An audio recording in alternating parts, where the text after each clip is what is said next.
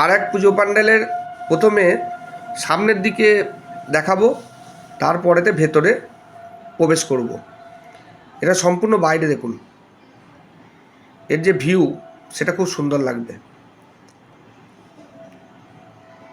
দেখুন, আমি আস্তে আস্তে আস্তে আস্তে ক্যামেরা ফ্রন্টে রেখেও দেখুন দেখা যাচ্ছে কি অপরূপ, সত্যি চোখ ফেরানো একদমই যাবে না। দেখুন কত সুন্দর দূর থেকে এর যে ভিউটা, সেটা আমার কাছে এত ভালো লাগলো যে আমি প্রথমে ক্যাচ করলাম, প্রথমে এটাকে দূর থেকে, তারপরেতে আমি ভেতরে প্রবেশ করছি। দেখুন একদম ওপরেতে কত সুন্দরভাবে দেখুন শিল্পী ফুটিয়ে তুলেছে, এবং তার যে চতুর্দিকটা দেখুন কত সুন্দর, তার সঙ্গে সুসজ্জলভাবে সেজে রয়েছে, মানে শোভিত রয়েছে একদম সুন্দর উপযুক্ত আলোর মাধ্যমে।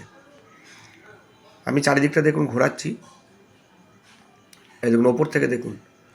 সবচেয়ে বড় বৈশিষ্ট্য এই প্যান্ডেলটির যে চারিদিককে একদমভাবে ম্যাচিং করেছে, যে মনেই হবে না যে খেপে খেপে খেপে খেপে একবারে তো কাজ হয় না, এটা সময় লাগে। আর দেখুন এর যে ফিনিশিং টাচটা কত সুন্দর, এবং অসংখ্য ধন্যবাদ পূজা পরিচালনা কমিটিকে, যে তারা তাদের চিন্তাভাবনা এবং শিল্পীর দক্ষতায় ফুটে উঠেছে। সকলে ভালো থাকবে।